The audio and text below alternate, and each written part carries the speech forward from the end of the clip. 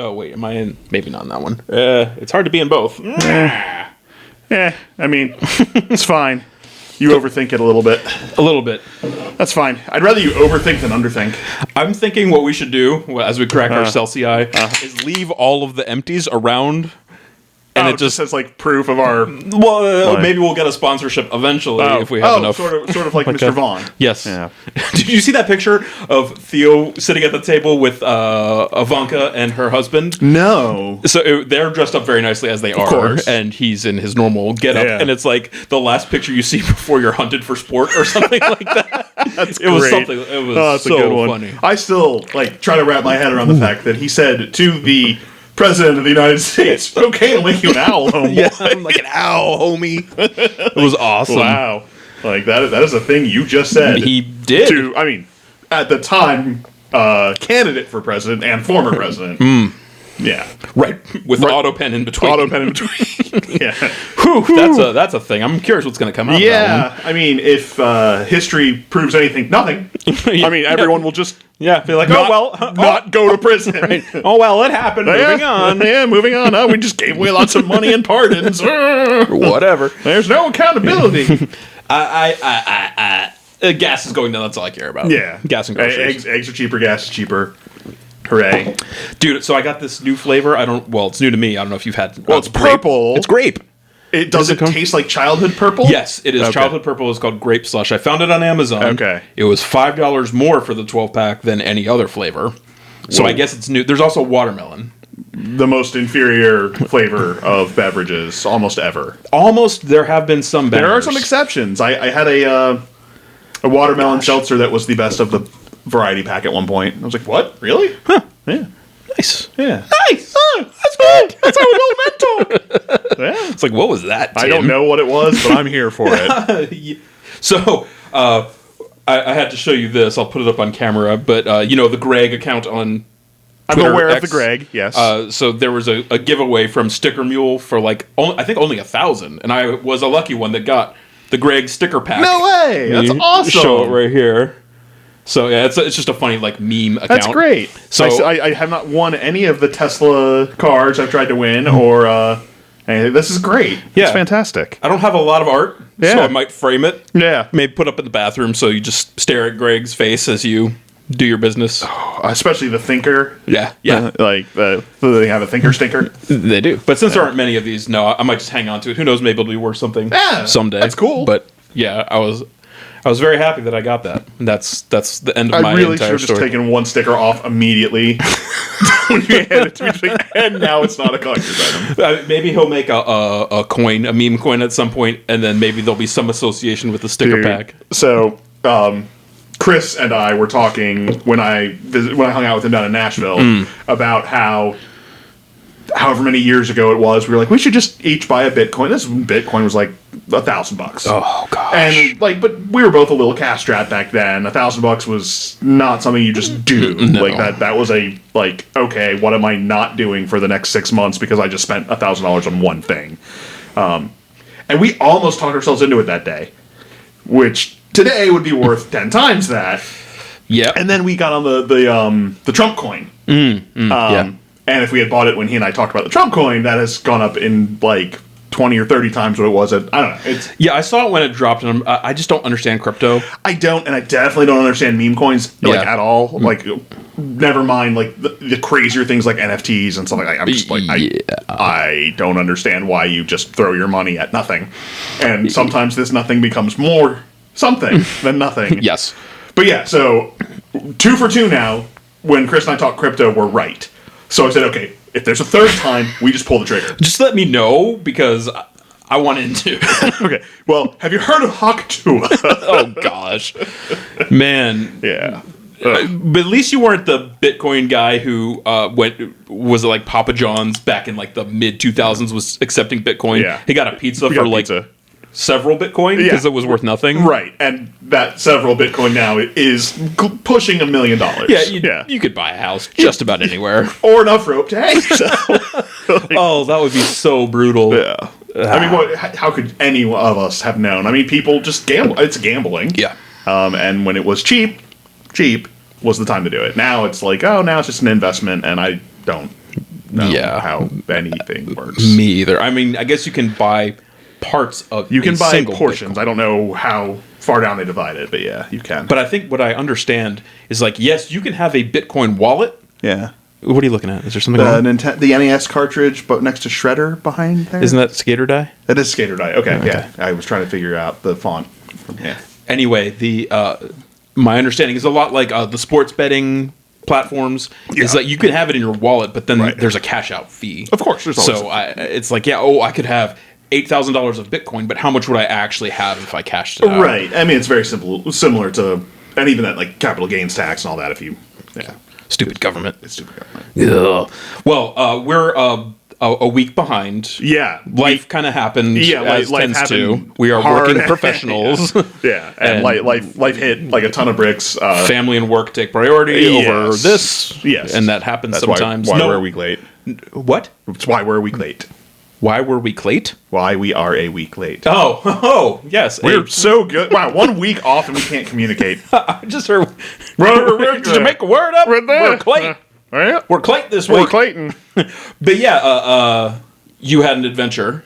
I did. You have yet to regale me. I saw the aftermath, but I don't know what happened. Yeah.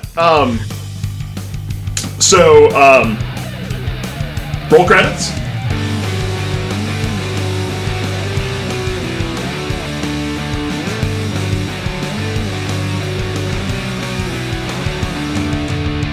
I used to be with it. Then they changed what it was. Now what I'm with isn't it, and what's it seems weird and scary to me. It'll happen to you. So, close to a year and a half ago, I bought a used travel trailer, which is the sort of entry-level version of an RV. Mm-hmm. It's, you go from like travel trailer to fifth wheel to full-on RV. It's fifth wheel. Fifth wheel are the ones that like mount in the bed of the truck. So they're a lot easier. They're also bigger. You need a much bigger truck. I've got a baby pickup truck. So no, you've got the baby pickup truck is like a Tacoma. You've got an F-150. Okay, of an F-150, I have the baby. It's the V6. Okay. It's the turbo. It's not the V8. It's not. Yeah, gotcha. It's the baby F-150. And they stopped making it, I think. I'll look that up.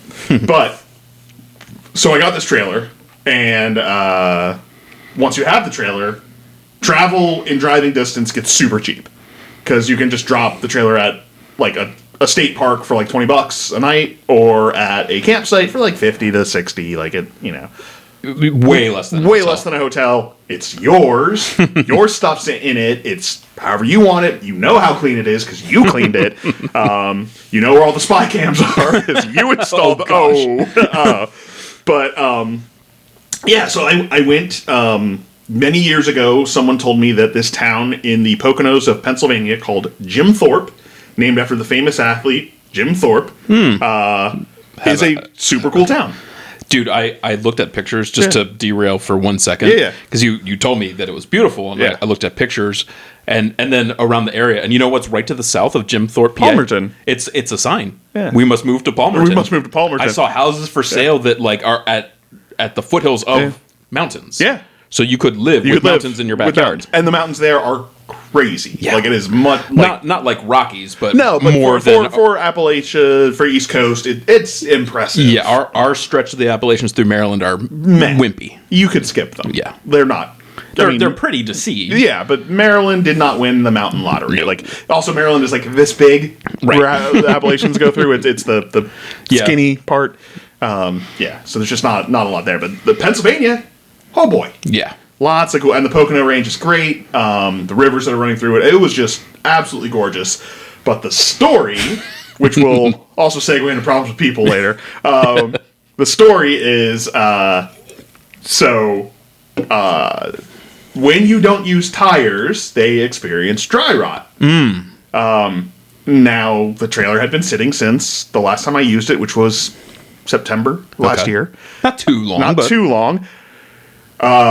But the tires were not brand new. They were used as the trailer was, and I was told how old they were, and that's not true. They were twice as old as I was told, and well past the time. So by the time I got where I was going, none of the tires had burst, but 3 of the 4 had like the exposed metal mesh underneath the rubber. Like it was to the point where Like, I got a local shop. They took great care of me. It was fantastic. Snyder Tire near Jim Thorpe. I forget the name of the town next to it. But yeah. Oh, so you had already gone most of the way before you discovered this? I parked. Oh.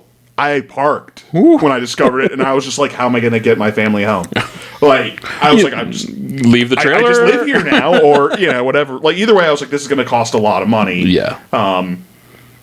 Wasn't too bad. I mean, 4 tires on an RV was about $100 a tire. I mean, not thrilled to spend $400, but it didn't cripple me. Upset me. Yeah. Severely. It's like, well, this is the most expensive RV trip I've ever taken. Hotel's looking pretty good now, buddy. I was like, I bet you I about hit hotel price. Yeah. So yeah, they got it all taken care of. Took care of it in a day. Yada yada. Great overall experience with that company. Just oh boy. Yeah. Also, we had some minor inconveniences. The last person to put food in the fridge in the RV, you really have to make sure you hear the click on the fridge door. So when we got where we were going, we lost about $100 worth of meats and stuff. Like, all the perishables had just... Lame. So, I mean, because, the fridge is not a fridge when you're driving, but it is an insulated box. Mm-hmm. So it works like a cooler, unless it's open and everything just spills out on your 3-hour drive. Dang it. Yeah, so that was fun. So yeah, it was just conspiring to stress me out, but fortunately had a great time. Yeah, can't recommend that town highly enough. Just really I cool. intend to visit there. All the pictures I saw of that were taken in the autumn time frame, and it was like stupid, unbelievable. Yeah, I want to go back in autumn. The town's super cool. The restaurants were good. I mean, we only ate out once. We cooked at the campsite the rest of the time. But, okay. Just great. Little soft serve place. We did the train ride. See the like little 1 hour or so train ride where you just go 30 minutes that way and come 30 minutes back. It was just did the open air car. It was just beautiful. Nice. Did you take that pedestrian bridge over the river into the? I guess it goes along the train track because there's like a little. We tunnel? did some pedestrian bridges. We did about 2 or 3, so probably I would have to see exactly which one. Like steel. We did one steel one wooden one. So it looked like kind of like that reddish hue. Yeah, I think that was the one closer to the town. Yeah, really cool place. Yeah, it looked awesome. I want to go. Yeah, so get up and go places. There are cheap ways to do this stuff. So yeah, get out and go see the world. There's a lot. Okay, do it. On it. Well, let's wrap it up so I can get up. Yeah, let's do stuff. Let's hurry. See you later. Anyway, we have segments to roll through. Yeah, I guess we're gonna start with Carbon Blobs, right? We can start with Carbon Blobs, or since we're on the subject, do you want to just roll right into problems? Yes. Let's roll right into problems. We're doing the thing. Yeah, we're already. Yeah, so we'll play the stinger. George is getting upset. Oh, yes, that's what I should have said. We're living in a society. So, my problem with people, I was going to focus on one, but I think I can stretch this to an overall theme. Okay. Of and it's tangentially connected to driving because I was at the mechanic. Waiting room etiquette. So, we grew up before phones. We did. So, who could take a phone call in the waiting room when we grew up? The receptionist. The receptionist. That was the only phone call you ever heard. Yeah. If they had a radio or TV in the lobby, that was the only background noise that you heard. I suppose under some circumstance, a parent could say, "Hey, child who's home, I'm here. If you need to reach me, call this number." Right. But that's a stretch. Right. So, there was just about all the poor behavior you could imagine in a waiting room. You had people taking phone calls on speaker. On speaker, of course. Of course. You had someone listening to a podcast or audiobook. And yeah, like I had to check in with my wife because I dropped her and the kids off in town after dealing, because like, you guys don't need to wait in a waiting room with me. That's stupid. Right. So I checked in with her. What do you think I did? You would have either... Well, let's assume that you just have your phone, but you probably had headphones and were watching something or reading a book or listening to a phone call.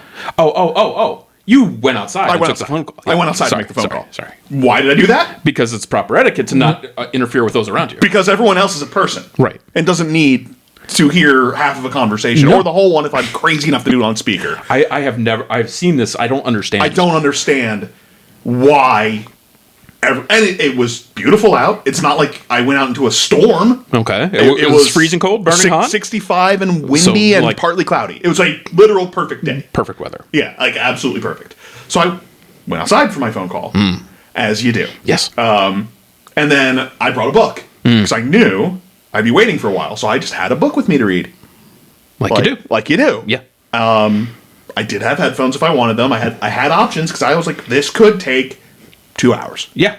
Could take 5 hours. Could. Never know. 6. 6.5, 7. No, that we're getting crazy now. Yeah. Yeah. So six and a quarter. 6.25 hours. Or less. Yeah. More than 2. More than 2, yeah. So I want to focus on one behavior, though. Okay. Because this is the one that made me want to bring it all up.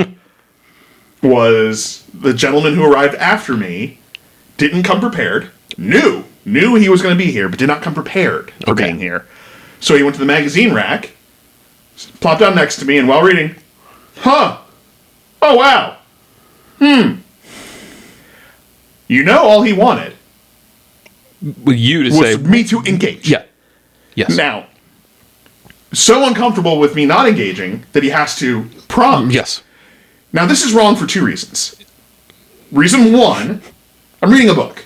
Okay. So, there's no reason to interrupt me to talk about what you just read in the magazine, Perfect Stranger, who I've never met. Mm-hmm. Reason 2, you are now putting the onus on me to start the conversation.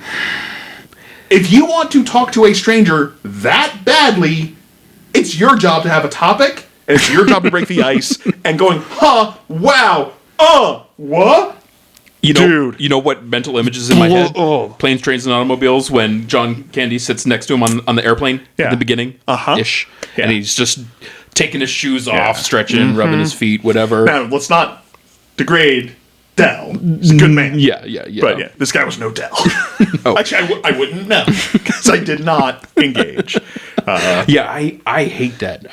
Even if I've had it before with like, we work in cubicle rooms where people will start making noises as if you want them to ask, "Oh, what? Well, what's up?" Right. Just come ask me. Just we're working. You can come talk to me. Like, I don't want you to engage me unless you're actually going to. Like, if you are only going to try to whet my appetite, buddy, I'm not hungry. I am so fine in my own headspace. I'm totally fine. Yeah. In a book, I'm fine sitting in perfect silence without a book. Yep. Totally fine. Don't need to engage. Willing to. Done this many times. Like, I don't really seek it out, but I won't be rude if you approach me and start a conversation. I've had great conversations with strangers. I just will not respond to the fishing lure. Yeah. Like in my mind, I'm like, well, now I can't even know you as a person because you've removed that from the equation by being that guy. This would make a great script for an episode of Seinfeld. Just going into the waiting room and just dealing with all these different types of people. That would be one day we would love if we could put more of our energies into this podcast. We would love to do sketches. When we back to the Bitcoin conversation, when we make our Celsius sponsors us. When we have money for this, immediately we moved into scripted content because we've always had a passion for it. But yeah, I was actually just telling. I often will amuse people at work, and they'll point out the fact that I am funny, whatever. But I was like, yeah, this is not what I'm supposed to be doing. My dream job was to be a writer for like Leno or Letterman or Conan back in the day. Back in the day, yeah. Right. Yeah. That's what I would like to do. I instead money, please. Like seriously, I do computering. We are averaging about 100 views a video right now, which is awesome. Which is great. One of you might be rich. 1 out of 100 people could be wealthy. We're not saying we're for sale, but I don't have a barcode tattoo. Point. Right back here. Oh, did you see that on X? The girl with the Red Bull barcode? No. She, I don't know how legit it was, but it came across my feed. She loves Red Bull so much she got their actual barcode tattooed, so she could just like this bit. Yeah, so she could just ring out on herself at the self checkout like that. So you want to spend money? Yeah. After spending money for the tattoo? Yeah. Whatever. I mean, it's funny, but I mean, maybe it got her enough. Do it for the memes, right? Memes, yeah. Maybe she made some meme coin out of it or whatever. NFT'd it. I don't know. Yeah, are those even still around? Anyway, we've diverted. Yeah, we no longer have a problem with people. I don't think. No, we always have problems with people. We're done. We're done with the segment. Problems with people. But I'm still seething. You are, and Yeah. I am annoyed at Jason just imagining the scenario. Yeah. So if you're in public, just don't be those people. Right. If you want to talk to a stranger, like just Engage. just engage, break the ice. Don't make them do it. And if it doesn't work out, it doesn't work out. Right. You know, you miss 100% of the shots you don't take. Michael Scott, Wayne Gretzky. You know, we're living in a society. Oh man. That's a good Michael Scottism. So I guess we're a little out of order. We usually start with the TV show, then go to problems. Yeah, it's just that they were connected. They were so connected. It doesn't matter. It's fine. We just go with it. We and, right? We do and as mentioned, being for sale, we don't yet have a boss. That's true. So we just answer to each other, and I'm sort of fine with this. Yeah, absolutely. So we're it's a Simpsons episode. It is. I guess we'll roll the Roll the thing. Yeah.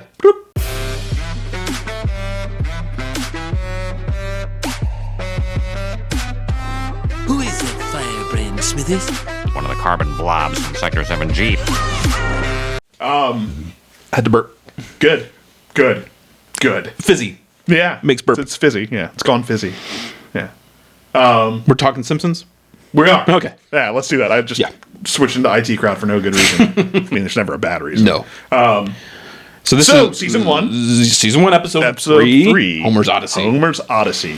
Which, for an episode named Homer's Odyssey, super Bart heavy for the first, 10 minutes. Yeah. It's very... Well, I guess 10 minutes is half the episode, but it's 5 to 7. Really, I rewatched it this morning because I watched it the previous week in preparation, and I think it is the last 8 to 10 minutes are the titular Odyssey of Homer. It's the actual meat of the episode. Yes. Building up to it. So it's, I guess, our first real time with Otto. Yeah, I was gonna say this is the Otto intro. Is it it's not Miss Krabappel. We had her in the previous. Yeah. So we have Otto. We get Black Smithers. I saw it, so you'll see it again. Why not? Why? I mean, at that, my thought while watching that is okay, so that's not what you intended for the character, but why go back? Probably just our artistic hubris. This is what we intended. Yeah, I guess. So Yeah. maybe get a chance to yell at some Koreans. I don't know. Never had the pleasure. I don't know. No, I mean, don't know how good that feels. So. I mean, all the Korean people I've met, we have a large Korean population in the area. We do. Wonderful people. Yeah, absolutely. Wonderful people. I've fantastic. They run great Japanese restaurants. Oh gosh, but yeah, I wouldn't. They do. No. They're all. I didn't want to say anything because down my way, there's 5 delis that are not chains, Right. And they're all run by lovely Korean people, and they're all very nice. Most of them happen to be Christians too, which is really cool. And sometimes they're rooftop rivalries. Haven't met any of those yet, No, but I really want to one day. I really want to. Oh my gosh! Oh, if you don't know, just look look it up. Look it up. It's Los Angeles 1990s. yeah. It's pretty we're funny digging stuff. ourselves in no wonder we're not sponsored. Yeah. Racist, comma? Question mark? Question mark, yeah. I like the bit comma, not question mark. Oh, good. Well, there's going to be more. There's more after racist. Great. Okay. Anyway, back to the Simpsons. So we start off with them going on a field trip in a bus. Yes, where Otto takes a shortcut. Well, prior to that, Bart goes up and asks him if he has any new tattoos. I woke up with this I woke up with this one. He's like, "Oh man, I wish I could get that." He's like, "Not until you're 14, dude," or whatever. Yep, so 14. And Krabappel had told Bart that there will not be any incidents like last time at the prison. And Bart's like, "I swear I didn't open that door." So lots of little bits there, but yes, the shortcut that is not a shortcut, Right, and they drive past wonderful sewage treatment or waste treatment, whatever it was. The tire yard, but I didn't see the tire fire. No, that must have come later. But they did go past the prison with everyone waving at them like, Come on in, guys. probably looking for their escape. But yeah, they pull up to the nuclear power plant. Yep. Which, there's a few sign gags in this episode. Oh, I didn't notice them. The sign outside said visitors will be shot, but they just stop and go right in. Yeah. Past the security guard who could care less. Yep.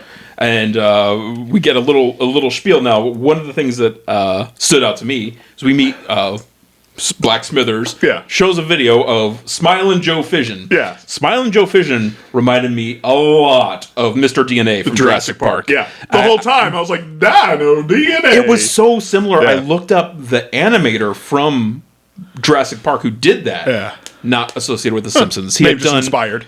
Yeah, so because it was a few years later, so it must have been inspired by it. But yeah, he had done some work on Beavis and Butthead and Cool World, which I'd never seen. I've still never seen. I mean, I should go see. I love Val Kilmer, and now that we've lost him. Yeah, bummer. That's him. That's not Brad Pitt. I don't even know who's in that. I thought it was Kilmer. Maybe it is Pitt. I don't. Because I've literally never seen it. Yeah, I've never seen it. In my head, it was Kilmer, They both but it have might be the Pitt. square jaw. Yeah, they do have the and square jaw and slick hair. Yeah, could have been either one of them. Either one. Yeah, I feel like at that era, Kilmer makes more sense, but it also Brad was ascending back then, so maybe I don't know. Well, we'll find out. The edit will tell us. Yeah, it will. Yeah.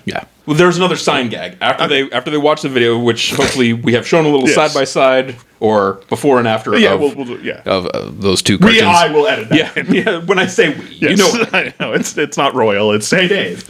But they proceed with the tour, and there's 3 doors that open, and it's like danger, extreme radiation. Yeah. Enter at your own risk. Welcome. Enjoy the tour, or something like that. That is great. Yeah, I loved the triple door. It's very like it was a little reminiscent for me of Get Smart. Oh yeah. Like the classic, not the Steve Carell, the original Don Adams. Yeah. Whoa! Look at that pull, both of us. Yeah. Whew. Yeah. I had Adams. I was vague on Don. So we had watched Get Smart Again, which was the made-for-TV movie. Yes, we watched that religiously. Yeah, so I've only seen a few episodes of the original series, never the entirety. It's very funny. I've seen a few as well. It's got some really good humor in it. But the Get Smart Again always stands out, though. Yeah. Putting the carpet over the red curb where he's not allowed to park and the parking meter. Yep, the shoe phone, the cone of silence, all that good stuff. So many great gags. Yeah. Well, anyway, we're on the tour. We're on the tour, and now we finally get the eponymous Homer. Yes. He was lounging in some sort of cart. Yeah, golf cart type thing. Eating day-old donuts, bragging that he can't tell the difference between them and fresh donuts. I'm like, wow, I challenge you to find the difference or whatever reason. Yep. And meanwhile, the twins are Sherry and Terry, I believe. Yeah, they're telling Bart that their dad says he's lazy and worthless, and yada yada yada. I'm like, It turns out their dad is his supervisor. Yep. And Homer or Bart waves to Homer, and he's like, "Oh, hey, boy!" Well, he tries to keep up with him, I guess, right? And ends up causing some kind of accident. Right, he breaks some sort of vent pipe, and it gets him fired. Yeah, so he's fired. He's fired, and this is the Odyssey of Homer. Yeah, this is where the Odyssey begins. Yeah, he's pretty forlorn and depressed. Another gag I enjoyed is he goes down to Moe's Tavern and asks if he could just have a beer for free because he's tapped out. And Moe's like, no. He's like, well, give me one good reason. Because I don't think you're going to get a job or never pay me back for it. But we're still friends. Yeah. Oh, there was also a Bart phone prank in there. Right, that was IP Freely? IP Freely, yes. Yeah, so. Freely, first name IP. IP. Everyone, IP Freely. Glasses down. No. I think Glasses Down is Ivana Tinkle. Oh, okay. It all blurs in the head, Yeah.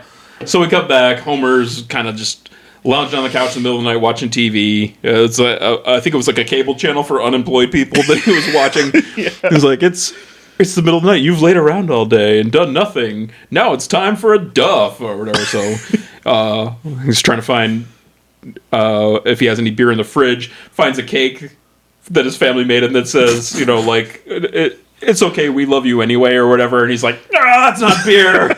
I'm like, I get that. Yeah. Of the options after being laid off, I would not want to take. Yeah, true. But should appreciate that your family's loving and supportive Sure. and blah, blah, blah. I'm not a monster like Homer. Yeah. Whether you do. Whether you do or not is, a different story. But ultimately he goes and breaks Bart's penny bank. Yeah. And feels pretty badly about it. So decides... This is I've sunk to the bottom. Right. It is now this time is the end. to tie a giant boulder around my ankle and jump off a bridge. Right, but before that, the other gag that I really enjoyed is he's carrying this huge boulder, rope tied around it, that's also tied around his leg, and he's trying to sneak away so they don't hear him, and the gate is squeaking. Oh, so he goes back and gets oil while he's holding the boulder to oil the gate. It goes past an elderly couple and is like, "Oh, looks like Simpson's off to kill himself. We could just be taking his boulder for a midnight stroll." That's right. But yeah, gets to the bridge. Yep. And then at that point, they discover he's missing, go looking for him, and he manages to rescue them while tied to the boulder. Yeah, and, pushes them out of the way from the moving vehicle. And he's like, "Hey, there should be a stop sign here. This is really dangerous." Right. So then he has a new mission in life. You're like, I'm not going to kill myself. I'm going to get. Yeah, well, Marge is like, how could you kill yourself? You have a loving family. It's like, kill myself? I have a goal now or a mission. Right. Not never family. Never mind the four other humans. Right. It's like, no, I have a stop sign to install. And in one of the great Simpsons subverting of expectations, he goes to the town council meeting where he wants to propose the stop sign, and they just approve it instantly. Yeah. It's like, oh. Now he's doesn't have a purpose anymore. Right, but it was just funny because if you've done plenty with local government, getting a business started. So there's no such thing as we're watching Clarkson's Farm. The fourth series is out, and I've got like 10 minutes left in the fourth episode. I'm almost completely done. I watched it all last night, but already dealing with the local councils again. And the government interference on everything again. I'm like, oh, it's so bad over there, and we're catching up, man. But anyway, that's not what this is about. After getting the successful stop sign, he's like, he's a crusader now for safety. Right. So we just do a nice little montage of him getting various things installed or set up. And my favorite was the dip sign, where he points to himself and to the dip. But we cut away. We're at the local park, and there's a sign everywhere, as if it was modern day Los Angeles of all the things you cannot do. Right. And kind of realizes, okay, the only thing left is the nuclear power plant. Right. So it's time to slay that dragon. Yes. And it's he gets pulled in. I don't know if there were any particular moments that stood out before his interview with Mr. Burns. No, but he gets pulled in, and they try to bully him, and he's like, if I was busy, I wouldn't have time to do this. So, right. He manages to bargain his way into becoming the position we've always known. Yes. That I forgot he didn't start at. Same here. That he is now the safety inspector for the nuclear power plant. He is. It worked out great. Plant, whatever he calls it. Like, I don't even know what a nuclear power plant is. But yeah, so he has his crowd of followers outside. Oh, there was one thing prior to the interview. That's right. He was saying, you may remember me as the stop sign, the dip sign. And they're cheering, yay, yay, the speed limit of 15 miles an hour on Main Street. Boo! That's right. We all hate speed limits. Yeah. But he gets the crowd behind him. He's like, hey, I'm going to be the safety inspector, so he's not betraying them or the crusade of safety. Right. He's like, now it's in my worthy hands. Yes. Right. But it's a nice little button on the episode, and everything goes to the way we know it to be from that point forward. Yeah, that was kind of the biggest treat as someone who's been watching The Simpsons forever. Yep. I was like, oh, I forgot that he just had some like Joe Schmo job there before. Yeah, that's the benefit of doing this segment. Yeah. Is I don't pay very super close attention to the first season, as we have said many times. Right. It is not the strongest. It isn't, but there's it's nice stuff to get these little nuggets and then share them with you. The nugs. The people. Back to you. All right. If you have nothing else. I have nothing else. Let's close out the segment. Do the thing.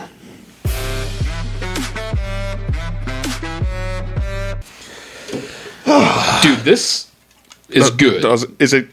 This beverage tastes good. I could be a food critic. Nice. It's a good one, right by. How many milligrams of caffeine are you putting into your body right now? 270 times 2. Is it 1 serving per can? It is 1 serving per can. That's shocking. So 540 milligrams of caffeine. That was good math. Can't tell it all. I was going to say. So we've got a couple new segments planned. We do. I don't know if we have a preference for the order. Well, since they're all stood up and next to me and I keep looking over at the covers, why don't we go into our new segment, which we're calling Perfection? Perfection. But we understand there's no such thing as perfection when it comes to media. Right. But perfection is much shorter than things Tim and Dave really enjoy and think are really good and want to talk about for at least 5 to 10 minutes. Right. That's a little longer than perfection. Perfection.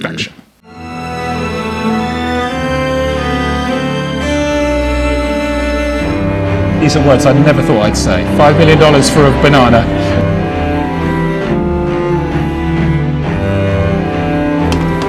Oh, hi, Mark.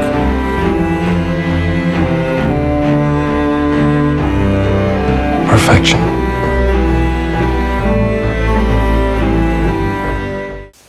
All right, so you can see before you here, Yeah. we have some graphic novels. Yeah, so it's come up in conversation. We've done a little bit of covering of comic books in the previous seasons and previous formats. We're nerds, giant nerds. Yep. Grew up in a great era for comic books. We did. And as we have entered our autumn years, we have been diving back It's nice to have spare money to go back. Because when we were young, comics were, I mean, it's not like we were starved for them, but we had a limit of what we could get. we were, I think, subscribed to like 3 each or something. Something it like was that, around, like, so only so much. Yeah. And lots of trading with our friends so that we could all read Iron Man, Fantastic Four, whatever we didn't personally have. Yes. We got through others. But I think we've mentioned, and if we haven't, we were not DC Comics kids. We were not. We were Marvel kids. We were totally Marvel. We never really branched away from Marvel until maybe late teens. Yeah. I thought my branch away was to Dark Horse, Which is a Marvel brand. that I didn't know, because it was like, oh, Aliens, Predator, So I'd gotten Star Wars. Gene Roddenberry's Lost Universe, and I don't remember who published that, but I got it because Gene Roddenberry. I bet you it's some kind of Marvel subsidiary. I'll has to laugh. be at this point. I will laugh. We'll look that up. But yeah, so I only got issue 1 because it was, good, and I was young. Yeah. And nothing blew up, so yeah. Or maybe something blew up. I don't know. But what we have for you today, we have 2 Yeti stories. Last time we talked about Yetis. We did. Which is kind of weird. We're now the Yeti podcast. All Yetis every episode. Every episode will have something to do with Yetis. Yes. So we have that, and then we have classic Batman, which is what I was getting at, that we did not read Batman back in the day, and there's some really good Batman stories. Yes. These in particular that we have here we've got inspired elements of some of the Batman movies. They did. They were not adapted, they just took chunks. Yes, they did. And then, as Tim was saying, two different Yeti stories from 2 lesser known. Image is a pretty popular publisher, but the Unnamed is the universe, the creative universe that the Blizzard takes place in. Right. What is that called? Is that Skybound? Is that... No, wait, that's the Transformers guys. This is... I'd have to look. Who, the Chanu? No. For your... Oh, it's the Unnamed. Oh, it's Unnamed? Oh. The Unnamed is the name. Oh. Tales of the Unnamed. So that's Gotcha. where Geiger, Redcoat... Yeah. Great comics. Junkyard Joe. Yeah. So Yeah. that's all one universe. But that Image puts it out, but yeah, it's that's the interconnected. And I got into all of that on a lark. Yeah. I think I saw the cover of Geiger and Rook, which is not part of that universe. But yeah, I was like, oh, this stuff's good. So Yeah, and this is done, the Chanu is done by Graham Nolan, who's famous as the co-creator of Bane. He's been co-creator with Chuck Dixon. Chuck Dixon, who we both read pretty religiously. Yes. And, don't have any of his stuff up here right now, but We don't know. This is Graham Nolan's solo stuff. There was a thing that happened in the mid 2010s, Comicsgate. I'm not too familiar with it. Like Gamergate, I knew it was going on when it was going on, but I stayed miles away from it. Yeah, so I have no insight. I know nothing, but I know a lot of industry guys that have been around for a long time were not happy with the direction things were going and went independent. So that's what he did. He formed Compass Comics, and he's got a whole slew of these really like fun Like B-movie, pulpy, pulpy. Yeah. So it's all kind of horror adjacent, sort of like Army of Darkness or Slither or things of that nature. Yeah. So there's There some are horror blood and elements, guts, but it's fun. It's fun. Yeah. And, is that the guy who's doing Joe Frankenstein? Yeah, so he does I Joe love Frank- Joe Frankenstein. Joe That's Frankenstein's probably his best. It absolutely is, but to have the double we had Yeti. to do the Yeah. Yetis. And also, so check out Compass Comics before we get into any of this. Please do. Support independent creators. Yeah, he's making there's great stuff. amazing stuff out there. Yeah. It doesn't all make it to the shelf of your local comic shop. It's not all on Amazon. You do have to do a little digging. Absolutely. So let's dig in. Yeah. What are we going with first? Why don't we just start with the Batman? All right. Because they're two really interesting stories. They are. Because you kind of have Batman origin. Yep. And then you have Batman has gone away for a while and needs to come back. Actually, in both of these, well, Bruce Wayne has been away for a while and comes back. I guess we'll start with year one. Yeah. This is probably my favorite Batman story that I've read. Yeah, probably. I mean, they're both Frank Miller. Yep. Frank Miller basically deserves the I am the Batmanest Batman guy around award. And I believe he actually did Dark Knight Returns first, and then they liked it so much they had him do this one. You can fact check me, but I'm pretty sure. They're within a few years of each other. They are. But this is great. This tells the story of Bruce Wayne returning to Gotham after being away many years, not unlike the story of Batman Begins. Yeah. But also of Jim Gordon transferring to Gotham after an incident at his previous... Yes, and Jim Gordon, while a good cop, is not a perfect man. He's a flawed man, and that there's lots of interesting stuff as he's trying to be a good cop in the most corrupt city with the most corrupt police department. Yes, that's perfectly tied to the mob. But this is great. It tells the story in a year, so it has several chapters, but there are subsections divided by the month, right? Basically, so we're starting in like dreary January. It's cold and snowy and rainy and gross. He's coming to this new city. His wife is pregnant. Yeah. He really wishes that they weren't going here. It's not a good place to raise children, but he's got to do something. Yeah. So we're kind of going through him getting acclimated to Gotham and Bruce Wayne getting reacclimated to Gotham. Reacclimated to Gotham and learning how to be the Dark Knight. Yes. He's so not unlike the film. Yeah. He's testing the waters, trying to figure out how to do this. Right. He does not start as Batman. He basically starts as just like a street ninja, I guess you could say. Right. Very much like Daredevil with the there's a lot of overlap there, which I think was also Frank Miller. Yep. Yeah. But yeah, so it's just really cool because they really flesh out the city, the feel of it, the grime. This is a lot of artistic work during the mid 80s and the Reagan era was very like there's this seedy underbelly to this idealistic society in which we live, and a lot of that was expressed in a lot of the films and stories of the time. There was a lot of like gangster movies back then, and a lot of and even like the sci-fi stuff that would come out, like Blade Runner, RoboCop, things like that. There's like this, I guess, undertone of despair, but if you consider Reagan was on the right, Hollywood's always on the left, so they probably didn't like that. They probably didn't like and it was a reaction. I was too young to know or care. There was great TV movies. Right, it's like, oh man, artists should always be miserable to make better stuff. Yeah, true. Anyway. But yeah, I don't want to spoil too much about this, but you did allude to Gordon not being a great man, and that's the one thing that bothered me about this story. Yeah, because that's not the Gordon I know. Right. Like, so he was always... He loves his wife, but there's a female officer that he works with, and they start to bond and eventually have an affair. Yeah. And that was like... I mean, it works beautifully for the story. It does. But it's just I don't want Gordon to be that guy. And it puts him in... some personal conflict that makes him vulnerable for blackmail and for others. So yeah, it's great for the story. It's just, you hate to see your heroes fall, and Gordon was always a hero, and seeing him, be unfaithful to his wife was like, man. But Batman's story and Jim Gordon's story are very parallel. Yeah. And like in the movies, Batman is being hunted by the police. Yeah. And then Bruce Wayne as Batman is noticing, hey, this Gordon guy looks like he might be above board, unlike the rest of this police department. So they're kind of noticing each other. Right, and they're like, how can we... Yeah, and there is a great part, too, before he really has any interaction with Gordon directly is he does have interaction with Harvey Dent. Right. So Gordon, I believe it's Gordon, comes in to talk to Dent, and then it turns out that Batman had been there the whole time. Yeah. But it was like, oh, just like in The Dark Knight. Yeah. So that was kind of cool. So, one of those things they extracted. Nolan definitely borrowed heavily from both of these books. He did, but not the direct story, just little tidbits. little tidbits, yeah. So that was pretty cool because Gordon was pretty sure that Harvey Dent was Batman for a while there. very sure, yeah. And actually guessed that Bruce Wayne was Batman. And he's like, well, who could it be? Well, he's got the resources, he's got the time. Yeah, it's almost one of those, like, you have to be willfully deceived to not think it's Bruce Wayne. Right. It's like, oh, he checks every box. He does. And the artwork I just love. Yeah. And we can, if we get the assets. They show, let me show on here, the original comic, the coloring was very different.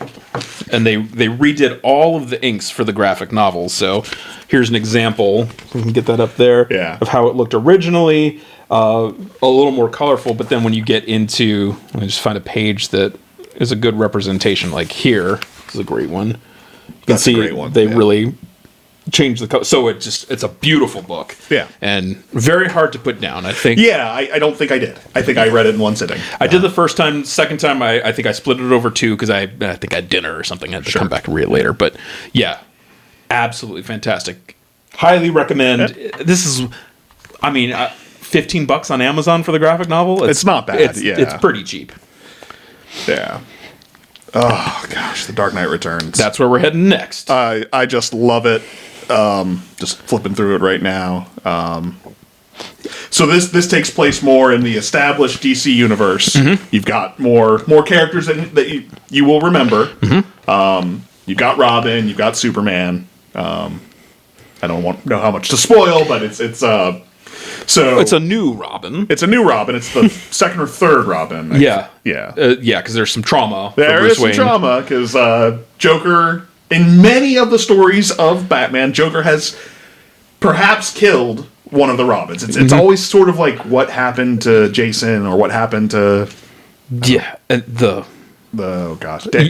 Grayson. Mm-hmm. So yeah, there's a few, like Jason Todd and Dick Grayson have both been Robin, and one or more of them have been killed by Joker or not. Like it's very At least Bruce believes that the Joker killed one of the Robins. And I have not reread this to catch up, but this does feature the Joker, yes? Joker's in it. Yeah, this is where he's a changed man through... Is that a different story? That's White Knight, I think. Okay. That's where he tries to become a model citizen and prove that Batman's crazy and he's not. So this one is not... This one doesn't have him on television with a psychologist saying how he's... No, I think that's White Knight. Or is that could be... That could be the Killing Joke. I think I'm thinking of the Killing Joke. Oh, Killing Joke. Yeah, Killing Joke's another. Maybe. That one. I have mixed feelings about Killing Joke. Yeah, they all blend together for me. But anyway, we'll... No, so this one is predominantly... Is this the one that's predominantly the mutants? I believe so, because there was that... that epic fist fight. And this is the one with that female Nazi lady. Yeah. The female Nazi lady. Yeah. That's her name, right? Yeah, that's her character name. Mm-hmm. It's up there with Deathwalker? Yes. Oh, there. I love that. Oh, yeah. Old man Bruce getting in fist fights. So this is the fun one. So Batman had retired. Yeah. He left the scene, and now old man Bruce Wayne has to suit up to save Gotham one more time. Yep. You've got Old Man Superman. You've got New Robin. It's another classic. You have a little bit that was extracted from Batman or two Batman v Superman. Yeah. Yep, because Batman, Bruce and Clark are not getting along. No, not on good terms. I probably should have reread this one along with year one, but I love it. It's great. I read it probably back in winter. And it's been like 2 years for me. That's my fleeting memory. And I did read 6 or 7 Batman graphic novels in the span of a month. Yeah, I've read a few since I've read that one. I think Nightfall was the one I did most recently, which was It's also where Bane. Okay, so that's the one that you lent me. Yeah. That I still have yet to get through my stack of my things. Right. So I can segue over to that one. I'm finally through my stacks at home. Like, I'm finally, with the exception of a few issues, I'm finally caught up on everything I own. Oh, nice. And I'm like, you guys got any of those graphic novels? Got me a graphic novel. Why don't we talk about some Yetis then? Let's talk Yetis, but I highly recommend. Yes, it's fantastic.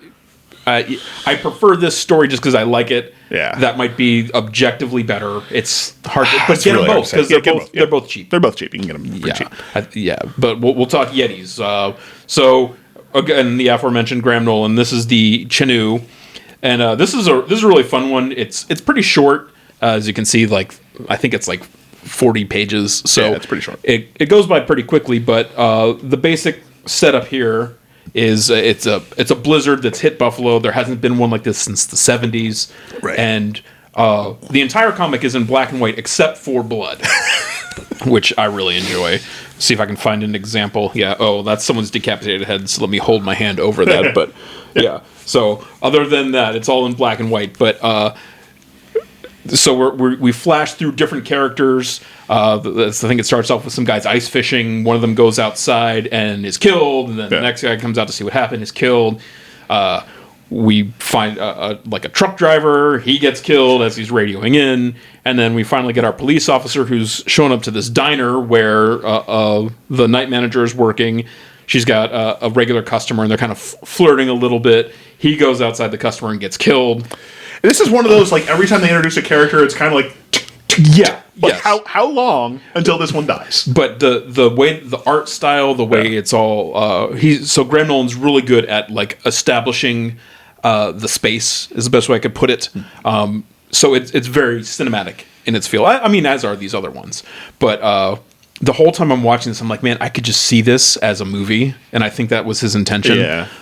These are definitely more. You could see them as movies, but they work better as comics. Yeah, they're very, like, one of the things about especially 80s comics, they're very text heavy. Yes, they are. And there's a lot of like, you are reading, you're not just looking at pictures. So I think modern comics have found a easier balance for page turners. Yeah. But so as we go along with, so the night manager of the Tim Hortons, which they call Timmy Hose. Yeah, this Tim Hortons. Yeah. She comes out, finds the cop. Cop is our protagonist, and here's what's going on. He's like, it couldn't be, could it? And we over the course of the story found out his dad was a cop in the 70s, right, and heard about this crazy Yeti monster that came out during a snowstorm. A crazy blizzard that only happens once every so often. And So he wants to get the lady to the police station. They can't because the snow's so deep, but they find a house with the lights on. So several neighbors have gathered here, and they're all just kind of hanging out and riding out the storm. Yeah. Our protagonist... Tick. Yeah, exactly. They go and join, and of course, I mean, I don't want to spoil the entire story, but the Chenu. The Chenu is out there. Is out there. They several people are aware of this story, including someone, a Native American character, and so it's like a legend about, I think, someone who had like gone to cannibalism and had destroyed his soul and turned him into some sort of monster. It's not actually a traditional Yeti, right? And that's why we've been saying Yeti about both these books. Neither one is actually a Yeti. It's just a snow monster. It's It's colloquial. And on the next Yeti cast, I guess we'll talk about the Wampa from Empire Strikes Back. Right, which is not a Yeti, but it's a Yeti. Yeah, it's totally a Yeti. But yeah, so we get down to our kind of our classic B horror, people stuck in a house, monster outside. It's very very, very stereotypical for, you could see a horror movie like this. We've watched horror movies like this. It's very much like, don't, if you go outside, you'll die. Yeah, but if various circumstances force the characters them to go outside. Yeah. And then it kind of, I guess my one complaint is the turn that it takes at the very end, which I won't spoil, but there is the whole purpose of the Compass Comics thing was to set up a universe and connect all the stories together loosely, not like watching a Marvel movie where you have to see this other one to understand what's going on. Right. Like, they're all loosely connected, and there's a bit at the end that gets to that. But overall, though, just a very fun read. Yeah.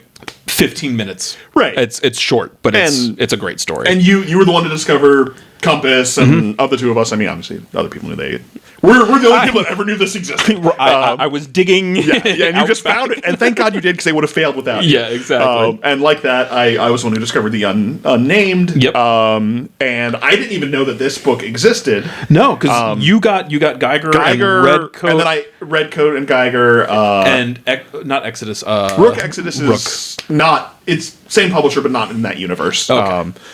So yeah, I didn't know that this was a thing. It's... found it at, I think, the comic shop near my work, and I was like, wait, what? So I was very excited to have it. So it's a little bit different. This one starts off, it's modern times. It starts off with a man going to prison for killing the guy who killed his son. Okay. Yeah. There should be a special prison that's actually called a resort. Yes. I mean, well, I understand one ought not. Right. And morally and religiously, I get that. Can you find any real fault other than thou shalt not kill? Other than that, I don't really have a problem with this man's actions. Yeah. Sort of identify. Yeah. Don't know how much better behaved I would be. Fair enough. Now, so he's guilty. He committed the crime. He did. And he's on a transport bus from A to B. And in between A and B, there's the blizzard, the crash, and they prisoners and some of the guards find a cabin, and horror movie stuff ensues, as tends to be the case here. Now, this creature, unlike our Chinu, this creature has some sort of psychic powers that will like project stuff you want to see, or project your victims or whatever. So he wants to get you alone, mess with your psyche, and then basically he's an avenging angel. Okay. He is only out for guilty people. Turns out there were some guilty guards. Oh, that's right. Yeah. So yeah, not everyone here is squeaky clean, and the monster is out to purify the world. I'm the angel of death. He doesn't need a shotgun now. He's pretty legit. And it does tie in to the larger unnamed universe. Redcoat is an immortal that is established very early on, and the last page has someone calling Redcoat like, "Oh, we found the monster. Can you capture it?" And he's like, "No." But yeah, so it's a great little self-contained story. You don't need to know the whole universe. That little bit at the end is what ties it in. Just like this one. Just like that one, but as a standalone story, it's great. I mean, it while being a horror story, while being a page-turner, it also has some really deep philosophical good and evil conversations, and justice and revenge. I just love it. I mean, it was great. I that one I know I did in one sitting because I was glued, how could you put that one down? To it. That was was so good. It's such a page-turner. Yeah. So highly recommend the Blizzard, and of course all of that shared universe, Geiger, Redcoat. I know there's more coming in that world, but I'm trying to decide what I like best Junkyard out of all Joe. those. It might be Geiger. I think I love Geiger. It's so good, and the story's still going. So you've got, I think Geiger is now a couple of trades, a hardcover. Like there's a lot of Geiger. We'll probably talk Geiger on the next time we talk Perfection. Probably. It's really, really good. Yeah. So if you are like us and you like good stories, if you like comic books, check this stuff out. Yeah, this stuff's great. It's Compass you can only find from the distributor itself, compasscomics.com, I assume. I help by crowdfunding when he releases new issues of things. But obviously since Image distributes these guys, you can get them in your local shop, you can get them online. Yep. And obviously Batman. Yeah. You don't need us to tell you where to find a Batman. Right, but this is peak Batman. Yeah, peak. All right. Perfection. Perfection.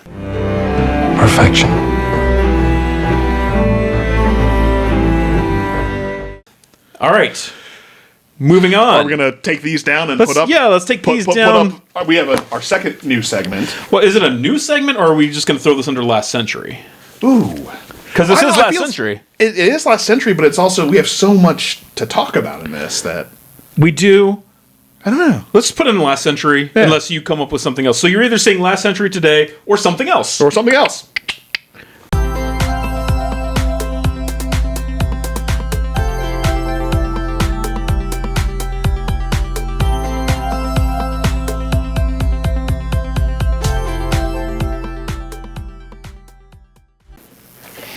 All right, so we're talking about what we feel.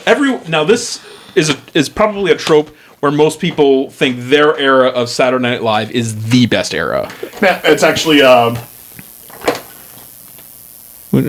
well, it's funny because the two that I have are only sort of in the category. They are. They were in the cast before our titular. So we're going to be talking about the bad boys. The bad boys of Saturday Night Live. Now, to your point, Lorne Michaels has actually said everyone thinks their childhood era, like whatever the cast was when you were in high school, is the best cast to you.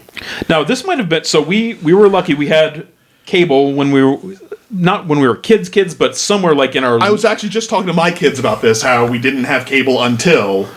but Comedy Central would rerun. Comedy Central had the reruns, and then we had, of course, NBC airing late night live from New York. It's Saturday night, but I would say the bulk of our absorption of Saturday Night Live was the reruns on Comedy Central. Sure, yeah. Because you could get, an episode or two a day. Right. So... And it would be all eras, but we definitely generated, or gravitated, I should say, towards Farley, Sandler, Spade, Myers, Hartman. Yeah, and Carvey. Schneider was there at the time. Norm, lots of just. Chris Rock was there. He was very underutilized. He was Saturday Night Live. Very underutilized to the point where it's easy to forget he was in there, which is unfortunate because he's a powerhouse comedian. He's one of the best, and I think he went over to In Living Color, I believe, as the world's cheapest man. He was like, "How much for a hot dog? $1.50. $1.50? Good Lord, that's a lot of money. How about I give you 25 cents and you give me a ketchup packet or something like that?" I forgot about the world's cheapest man. That's great. It was Of course, we were spoiled for choice for good sketch comedy shows. Yes. I mean, Mad TV, News, Kids in the Hall. I remember News. It was Sean Alex Thompson and some other people, whatever. Yeah, when he tried to make a theme song and put his own name in it all the time. I don't know. That's the one sketch that sticks out in my head. Upright Citizens Brigade, Upright though they were a little later. 2000s, I found for 50 cents, I found season 3 of SCTV. Oh, so young John Candy, Rick Moranis, I never watched much of that, but it was out there. I could still have 50 cents. Yeah. It's not all great. So to get on theme here, because we were trying to decide, well, do we talk about Saturday Night Live? Do we talk about the actors? Do we talk about sketches or characters or the movies that spawned from this era? But we're just going to, I guess, high level this bad boy. High level, yeah. So whatever comes to mind. Late 80s, early 90s. Yeah. I guess maybe they thought things were getting a little stale and they want to bring in new blood. Right. So the cast often rotates. Yeah. So what became the Bad Boys era was the introduction primarily of Sandler, Farley and Spade. Yep.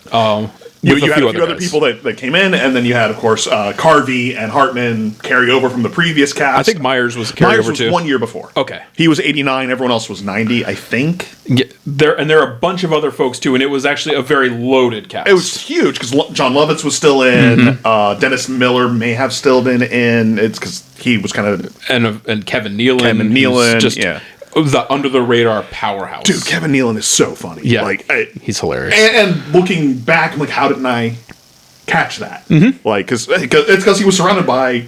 He's a 10 out of 10, and he was surrounded by 10s out of 10. But he did the straight guy comedy. Yeah. Mm-hmm. So these guys are more the wacky characters that they would play. Absolutely. But so we had like a 3-year period because. There was some of the folks left because there was some attrition from on high. They weren't happy with competing for screen time. Some of the legacy folks were they weren't pleased with the direction the show was taking. The humor getting a little more edgy, a little more crass, little bathroom. Yeah, but man, did it produce some of the best Saturday Night Live? Oh my gosh. Well, the best in my opinion. Yeah. Is as annoying as I find him today. Later on, like Will Ferrell's era was actually really funny. Yeah, but but this was era. This was just. So standout characters for me, like I got Farley next to me. I mean Matt Foley. Matt Foley, of course. The Chris Farley show. Remember when Remember that time you said that if you love someone, you have to let them go? Is that true? Awesome. Yeah. So great. And Sandler did so many characters. Sandler, it's almost hard to nail down. Like, I mean, Pepperboy, of course, is great. The Hurley Boy. Canteen Boy. Pepperboy was... that was like early 2000s, right? Yeah. Oh, no, you're thinking of Fresh Pepper. Yeah. Okay, yeah. Yeah. Bellissimo! Pepperboy! That's the perfect amount of pepper! Yeah. Oh, yeah, I forgot about that. Yeah. It's a perfect but yeah, sketch. Opera Man, bye. Yeah. So many great and characters. Speaking of bye, I mean, unfortunately for Spade, that's all you can really go to is bye. Yeah. Thanks. Bye. Myers with obviously Wayne. Yeah, Wayne's Wayne World. And oh gosh, the hypo. Yeah. Oh, why can't I think of the kid's name? Oh gosh, I can't think of it either. I'm hyperactive and I have hypoglycemia. I'm a hypo. You want a Hertz donut? It's just like Simon or Kevin or something. It's just like a. No. My name is Simon and I like to do draw rings. Oh yeah. My name is Simon. And the German Sprockets. Yes. This is a time on Sprockets where we dance. So many great ones out of that, and Phil Hartman often playing again the straight man. But he also had Unfrozen Caveman Lawyer, who was just a caveman. I hear you talking on your phone, and I think, is that a little demon inside? And then he did a recurring character that would be like on PBS. It was the anal retentive something. So the carpenter or chef. All the stuff like in little baggies. So when you're done, you want to clean up. So he puts everything into like a paper towel, folds it over into another paper towel, into a bag, rolls the bag up, staples the bag, puts it in another bag. Yeah, and unbeknownst to us, he was just playing James May. we had not yet been introduced to Top Gear, but he was basically just James May. Yeah, but I mean, this is the era. Like Simpsons shaped our senses of humor. Absolutely. I think it's why like we're fine with humor that could be mocking towards ourselves. Yeah. It's irreverent in general. It's that Gen X humor that's just... Right, it's like, it's fine to poke. Yeah, like just to have a laugh. As the British say, take the piss, piss, Yeah, you got to take the piss out of someone every now and then. Can't take yourself that seriously. You really can't. You're a human. I've met humans. Yeah. Like, you gotta laugh. And as strange as it is, this has actually helped me in my professional career. I do a lot without ego. This is not a humble brag. It's just... Yeah, if I'm wrong, just tell me I'm wrong. I don't care. Right. Or if there's a better way, tell me. And like what I always tell people on my team, it's like, I don't care if you mess up. I don't care if you lie about it. Yeah. Like, just make a mistake, own it. You're a person. You're going to make a mistake. Absolutely. Just like, I had a coworker, I'm 90% sure I know which one it was, delete something critical, and then just claim ignorance, but because there was no trail, couldn't. Yeah. I'm just like, I don't care that you did it. I care that you care so much you're lying. Exactly. Yeah. I can't stand that either. It's just like, what's going to happen? Like, we're just going to know you made a mistake. We already think you did, and now we think you're a liar. Yeah, and guess what? All of us have made mistakes. Yeah. I work with some brilliant people that make mistakes, and of course, their mistakes. I would love to achieve that level of greatness. Yeah, but yeah, it just happens, you know. But yeah, so this is, I think, it helped us both not have huge, like, paper thin egos. Yeah, exactly, and also this came out during like a more tumultuous time in our lives. Yeah. So we had lost our church, our family dynamic had shifted. Yeah. Some make new friends, going to new schools, all this stuff. Lots of change, but having this humor to take the edge off was very good. It really was. It really was. It's also where, and I promised I wasn't going to turn this into a whole conversation about Norm Macdonald. Okay, but this is it's where we're introduced. Yeah, so to my favorite stand-up of all time. Yeah. Norm Macdonald. I mean, one of if not the funniest men to ever live. Certainly, to my reckoning, the funniest, but it's debatable because humor is very subjective. He's also a genius, one of the smartest men to have lived. You never know it. Yep. Unless you actually pay attention. Yeah. So his whole shtick is to play dumb. He plays so dumb, but he's actually really smart, ridiculously smart. So I got to see him live once. Amazing. Very grateful I did. Still feel his, though not personally, not emotionally, but culturally feel the loss of his voice today. Yeah. Like he was a powerhouse for telling the truth. Yeah. I have a couple of meme accounts on Twitter I follow that just post old Norm stuff that's relevant today. Of course it is. Yeah. So yeah, I love he it. had Saturday Night Live, and famously, he and his head writer Jim Downey got in real deep trouble because the head of NBC was good buddies with OJ. Oh, and yes. they did not let OJ go at all on Weekend Update. Ladies and gentlemen, murder is now legal in the state of California. Thanks, I'm Norm Macdonald, and now the fake news. Well, it is finally official. Murder is legal in the state of California.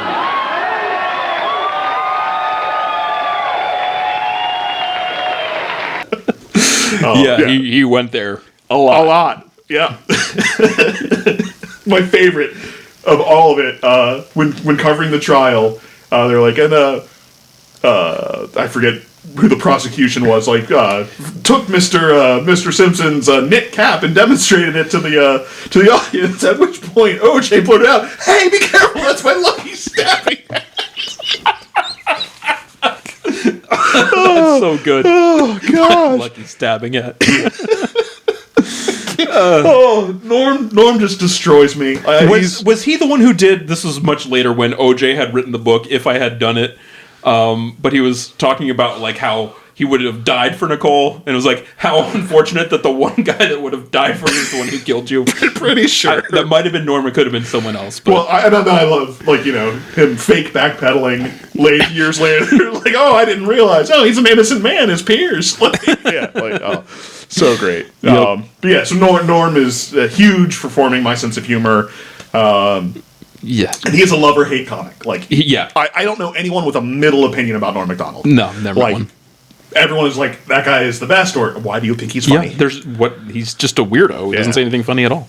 He just tells a really long story with, I guess, a punchline at the end. But yeah, hilarious. The Moth. Yeah, the Moth. The infamous Moth thing. Was that Conan? Conan or Letterman? Or? Conan is where it was famously done. Mm-hmm. He also did it on his YouTube show. I don't know which was first. He had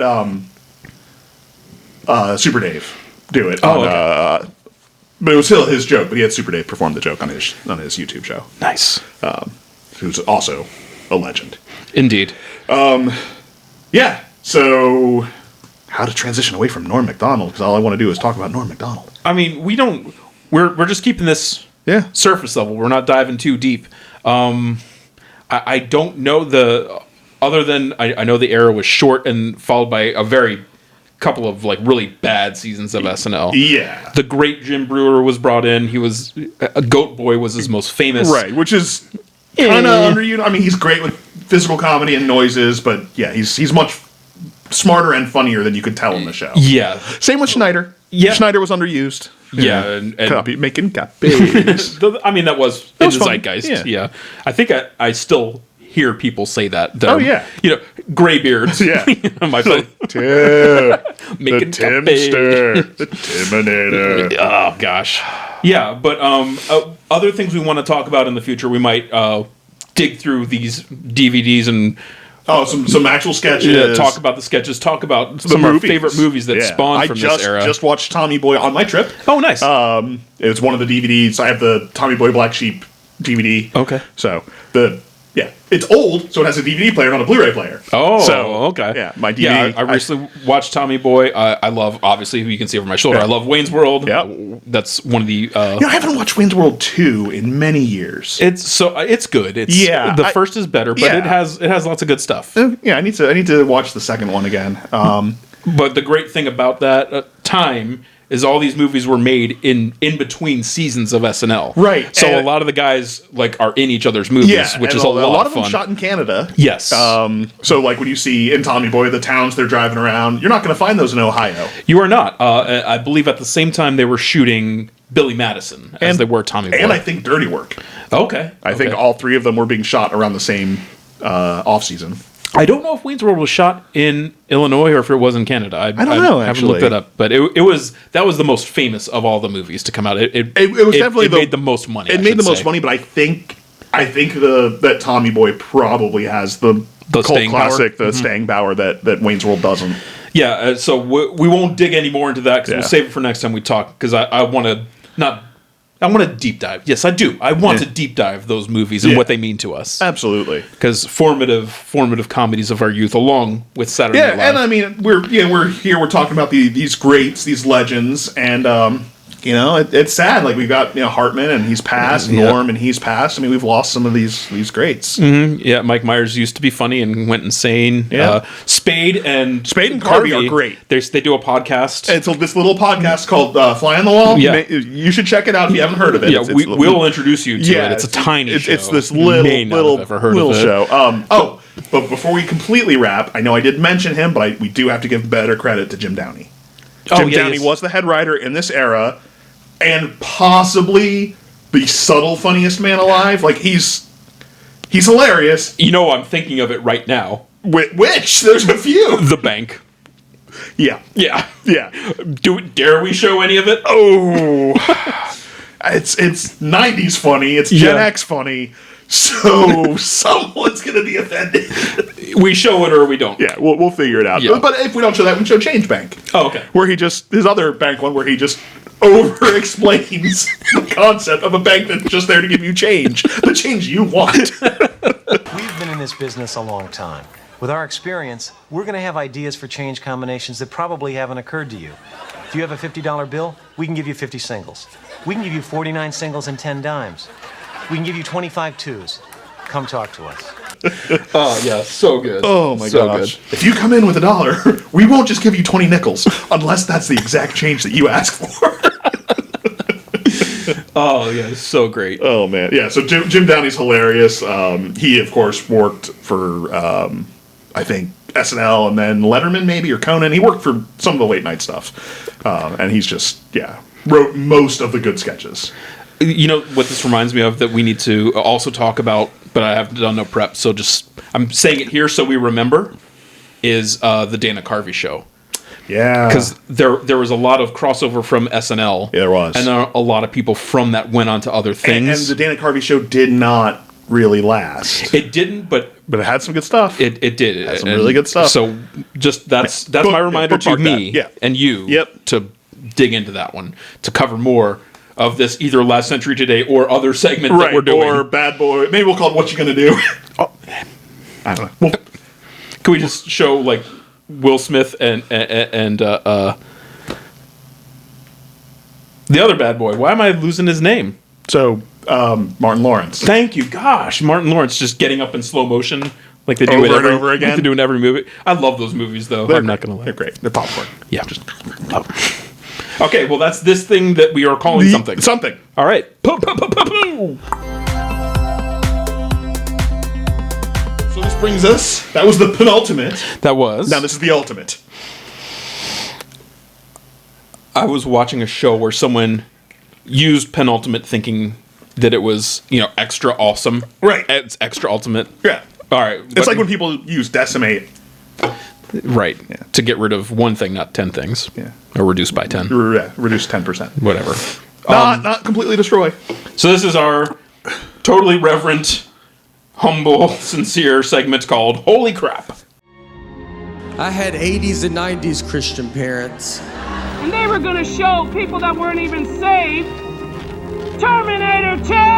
Who could it have been? Saved!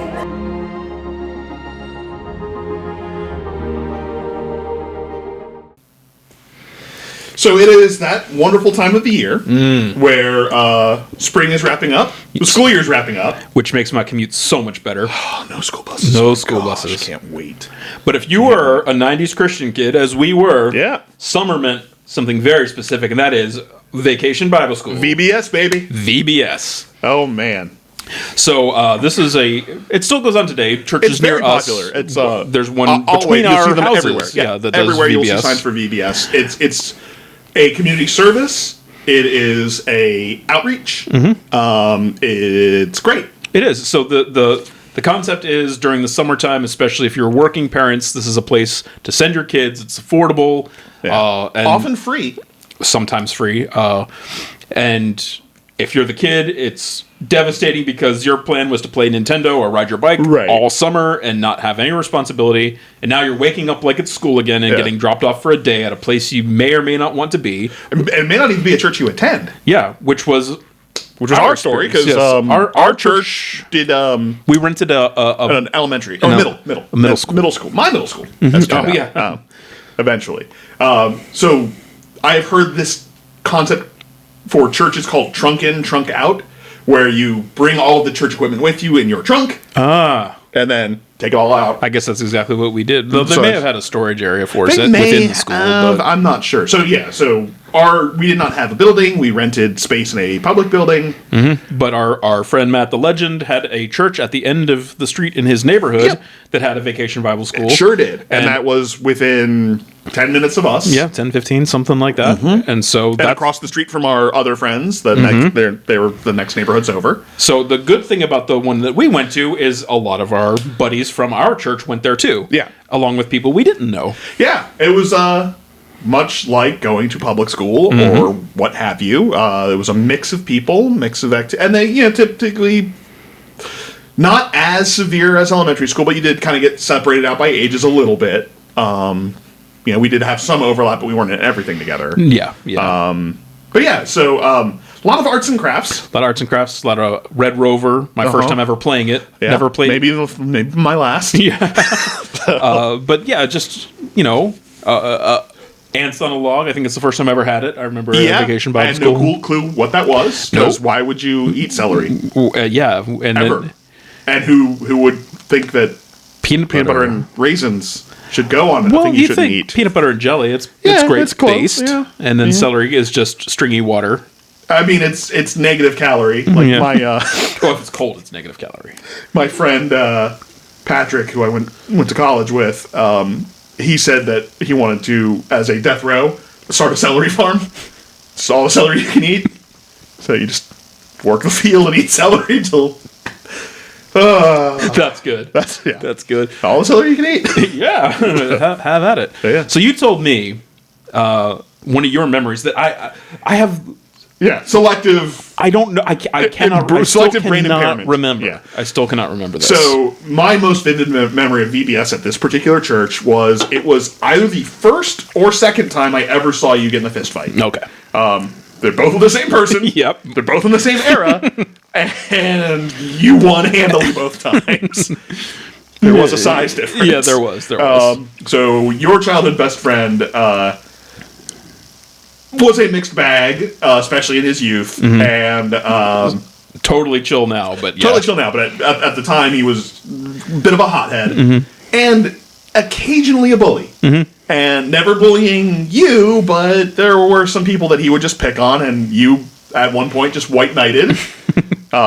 Pretty sure it was the same kid both times. This kid named Nelson, who I also don't remember. Yeah, he was in homeschool circles that overlapped ours a little bit. But yeah, and you just had enough and just wailed on the dude. Wow. And don't remember. You guys would punch, and you would get your Captain Kirk bloody lips, and So you saying that has now reminded me of me and my friend joking about that. Yeah. Joking about the Captain Kirk bloody lips. You would joke about it after the fact. Yeah. That you guys would give each other Captain Kirk bloody lips. So that part is in there. Yeah. Somewhere. So the other time was at the ice skating rink. Okay. Same kid. Going to his defense. This time on skates. Oh. Cool. Much like a hockey match. Fisticuffs. Yeah. So I have two vivid memories. There's that fist fight in between the church and the church house, somewhere in the field. And then pipe cleaner art. I remember pipe cleaner art so vividly. Just making, I don't know, things, a flower. Probably a cross. Yeah, I'm sure. It's Christian themed. Kind of apropos. Yeah.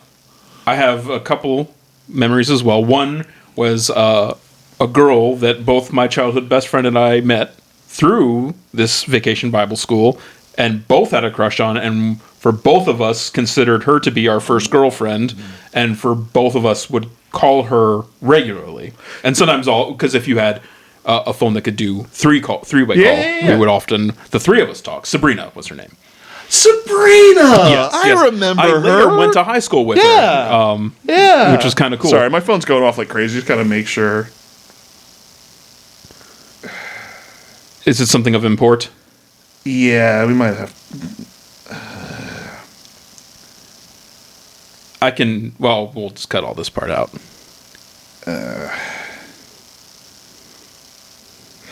Might have to go. Oh, for real? Andrew says he's hearing noises from the basement. He's home alone. Oh, okay. All right. There's nothing in my basement.